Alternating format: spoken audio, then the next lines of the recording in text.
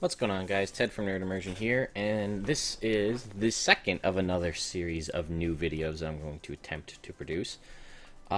This one, there's another video that either may or may not have come out prior to this video, which is spotlighting things that are on Kickstarter, new games, whether it be video or tabletop or whatnot, a Kickstarter spotlight. This video series, however, sorry, my hair is being weird, is about new things you might not have seen on the Dungeon Masters Guild, or old things that are on the Dungeon Masters Guild. If you're not familiar, you can go to dmsguild.com and get an idea, but I'll just give you a quick breakdown right now.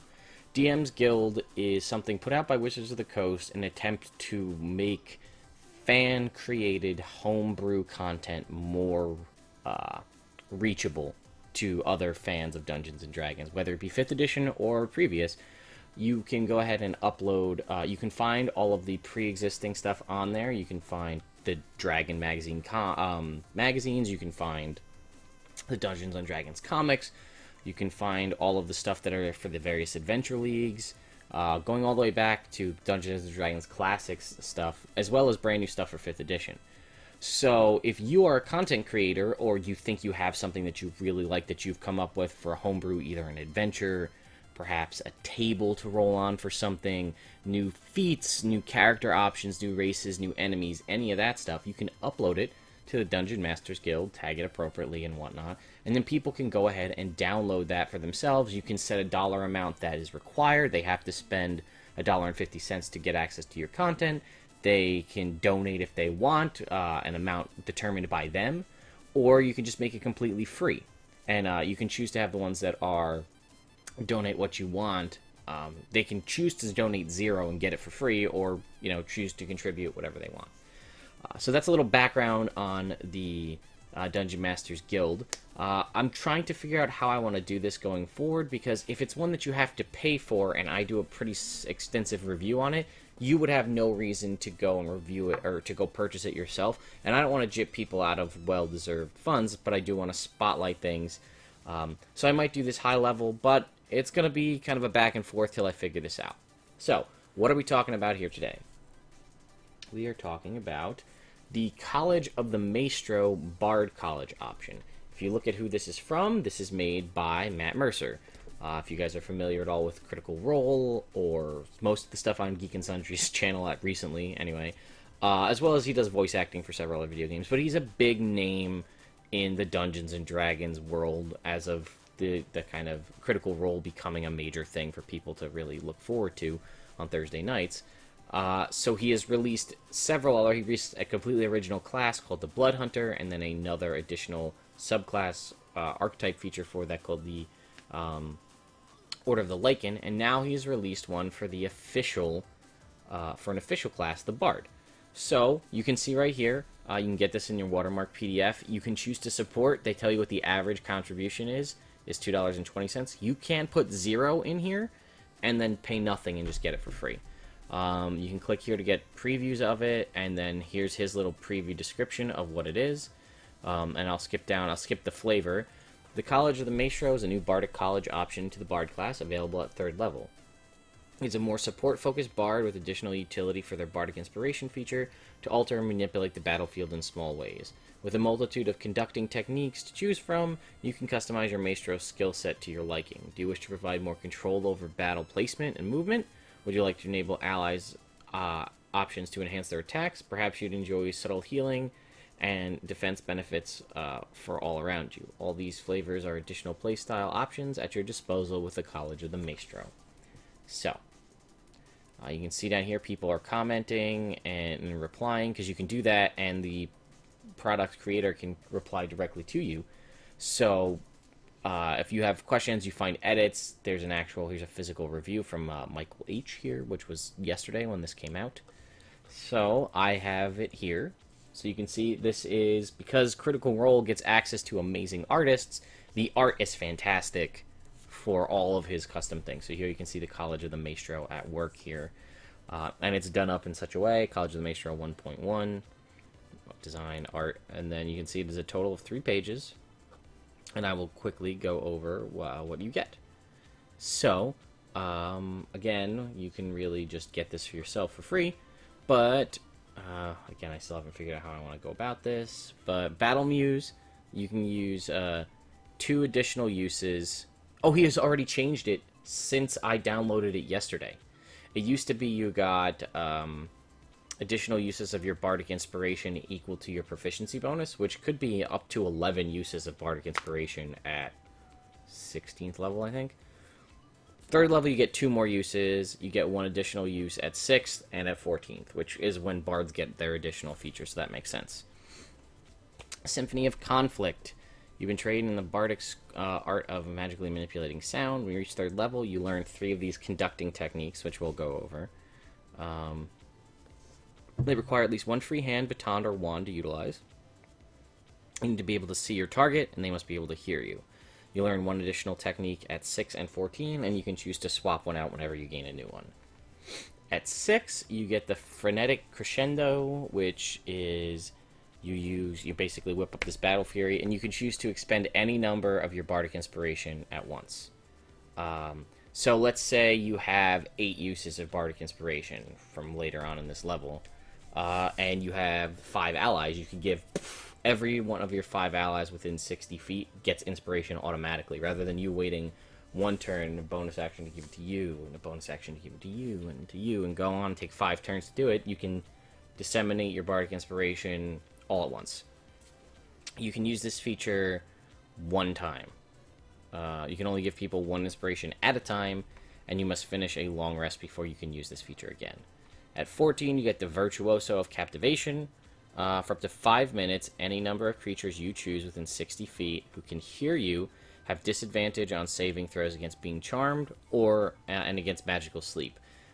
Unfortunately, most things in this game that put you to sleep magically don't require saving throws. Well, I'm just thinking the sleep spell, but I think there are a couple other mind-altering ones that let you go to sleep.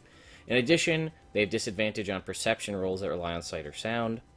In combat, you can spend your action each turn to continue the performance or the effect ends. Once you use Virtuoso of Captivation, you must take a short or long rest to use it again. Okay, this has changed because it used to take 5 minutes to do so beforehand. It was a whole big thing. This is much more refined, which is why it's 1.1, which is the other version, the other beauty of the Dungeon Master Guild website. You can upload updates. Some things that some providers do that I wish more did is they'll put a change log so you can see what changed. So if it's just formatting or text typos, it's not a big deal. But if they drastically change things, you can see what it is. Matt Mercer doesn't do that right now, which is a little bit of a pet peeve for me, because I'd love to know, like, do I really need to download a new version of this or not? So the Frenetic Crescendo and the Virtuoso of Captivation are the only other features you get, and then you get to choose from your up to 5 at 14th level conducting techniques. So the Aria of Suspense, I'm just going to try to skip through all these. You expend a Bardic Inspiration. For the next 10 minutes, any creature of your choice within 60 feet cannot be surprised or gain advantage on saving throws against traps. This one is a little bit of a tricky. I don't see many people using this one because you have to use a Bardic Inspiration, which is an action. For the next 10 minutes, they can't be surprised, but I feel like it's harder to do because you're going to be like, okay, hopefully we don't get surprised in the next 10 minutes. Oh, I'm sorry, my mistake. I think this got changed too. For the next 10 minutes, any creature of your choice within 60 feet cannot be surprised and gains advantage on saving throws against trap. Never mind. That's actually pretty good, especially if you're going through a dungeon and there might be traps. The Crash. You learn to harness, blah, blah, blah, blah, blah. When a creature other than yourself within 60 feet hits with an attack, you can use a reaction to spend a Bardic Inspiration die. The target of the triggered attack must make a strength saving throw or take damage equal to whatever you roll on the Bardic Inspiration die and be knocked prone. Dirge of the Dread. You play Terrifying Dread, blah, blah, blah. When an ally brings a creature within 60 feet to 0 hit points, you can use your reaction to expend a Bardic Inspiration. All creatures of your choice within 15 feet of the fallen foe must make a Wisdom saving throw against your spell save DC or be frightened of that creature. If they succeed, they are immune to the effect for 24 hours, like a typical fear effect. Dissonance. When a creature within 60 feet of you is forced to make a Dex saving throw, you can use your reaction and expend a Bardic Inspiration die to increase the DC of the single saving throw by 2. You can use this feature after the creature makes its roll, but before the DM determines if it's success or failure. Guiding Tone. You drag a sharp cord across as a bonus action. You expend a Bardic Inspiration to select a creature other than yourself within 60 feet. The target must succeed on a Wisdom saving throw against your spell save DC or be pushed 15 feet in the direction you choose. This was 10 feet yesterday, and I don't believe they had to make a saving throw to do it. So you can basically move somebody 15 feet, which actually works because it could be a combat move to move an ally into a position that they would like to be moved in, or it can push an enemy off a cliff, or push them in a better situation for your allies to hit them. Excuse me. Hasten Tempo. You can use your bonus action on your turn to choose a creature other than yourself within 60 feet. Expend a Bardic Inspiration die, adding the number rolled to the creature's initiative, and moving them up in the initiative order accordingly. If you would move them higher than you, they immediately take their turn. So that really seems like it has more benefit on the first round, but not necessarily. You could want to do that later on to try to bump somebody up, or multiple uses to get them further and further up the initiative order. Hymn of Harmony. When a creature that has Bardic Inspiration die from you regains any hit points, they can choose to expend the roll on the die and gain additional hit points, whatever they roll on the inspiration. Majestic Anthem. You can expend a Bardic Inspiration die as an action. All creatures, and all other creatures you choose within 60 feet gain temporary hit points. It doesn't look like you get it as well. Equal to the number roll on the die plus your charisma modifier. That could be very good. That almost negates the need for the Inspiring Leader feat. Because if you were to do this, because temporary hit points don't... never mind. Getting ahead of myself here. The temporary hit points last until the end of your next turn. So they don't last for very long. But I guess if you see a dragon, like... ready to go out and use a huge blast of its breath weapon, you could be like, oh shit, everybody get temporary hit points before things go crazy. Resonance. Using an action, you expend 2 uses of your Bardic Inspiration and choose 1 weapon within 60 feet to imbue with sonic power until the end of your next turn, and this has changed as well, which I'm glad. All attacks with that weapon deal an additional damage equal to your Bardic Inspiration die. Wait a minute. Whoa, hang on. Using an action, you can expend 2 uses of your Bardic Inspiration and choose 1 weapon within 60 feet to imbue with sonic power. Until the end of your next turn, all attacks with that weapon deal an additional thunder damage equal to your Bardic Inspiration die. Wow! Okay. If I'm understanding that correctly, if you go first and you imbue your fighter, right, let's say, your higher level, you imbue your fighter with this resonance, his weapon will do an additional thunder damage equal to your Bardic Inspiration die. You don't roll the die, so if you're a higher level bard and your Bardic Inspiration die is a d12, your fighter now does damage with an additional d12 thunder damage. So your fighter, who could have 3 attacks, and you give him this, and he action surges and has 6 attacks, each one of his attacks is going to, if it hits, is going to do an additional d12 thunder damage, essentially, until the end of your next turn. So, now there's no way. I was trying to see if there's a way you could get them further up in the initiative order so they could get to do it twice, but it really only looks like they'll be able to do it 1 time. Unless they held their turn to go after you, you imbued them, and then they go back to the top of the round. They could get 2 rounds of fighting with that in there. And Sprint, as a creature that has Bardic Inspiration die from you, can expend it during their turn to increase their movement speed by 15 feet. So that one just kind of blows the use of it. It doesn't actually, the roll isn't important. Same thing with Resonance, the roll's not important, it's just an expended use. And he created an optional feat here as well, which is really neat, called the Journeyman Conductor. You gain the following benefits. You learn 2 conducting techniques of your choice from the College of the Maestro Bard class. If the technique you use requires you make a saving throw, it's 8 plus your proficiency bonus plus your charisma modifier. If you already have a Bardic Inspiration die, you gain 1 more. Otherwise, you have 1, which is a d6. Die is given to others as a bonus action, or can be fueled by your techniques. A Bardic Inspiration die is expended when you use it. You regain your expended Bardic Inspiration dice when you finish a short or long rest, which is really cool because it allows other bards. You could be a lore bard and want a little bit of extra utility for your for when you're not using cutting words, or just a way to gain additional uses of bardic inspiration would be to just take this. It only gets you one, but still, it's one more. And there goes my dogs. Can't help that. But yeah, that's the Journeyman Conductor feat. This is the College of the Maestro Bard by Matt Mercer. What are my thoughts on this? Well, I think if you feel like supporting him, you definitely should. Or again, you can just get it for free. But I think it's really cool. Bards are a pretty strong class as it is. In my mind, College of the Lore Bard wins overall, because Valor's cool, 2 attacks, a little bit of extra armor, but the extra magical secrets and cutting words is great. And one thing that Bards are really good at least with cutting words, is reactionary uses of just in general, reaction-based anything. A big thing that you want to try to get in 5th edition, if you can, is things that you will constantly use your bonus action and things that will use your reaction.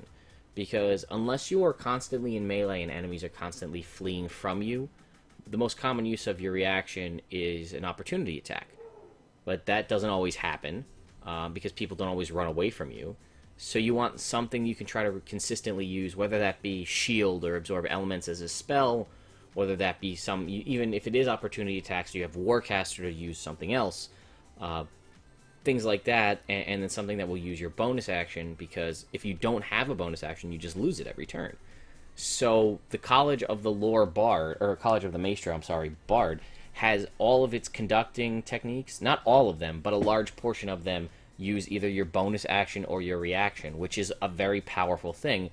And it is it's a solid contestant to the College of the Lore Bard.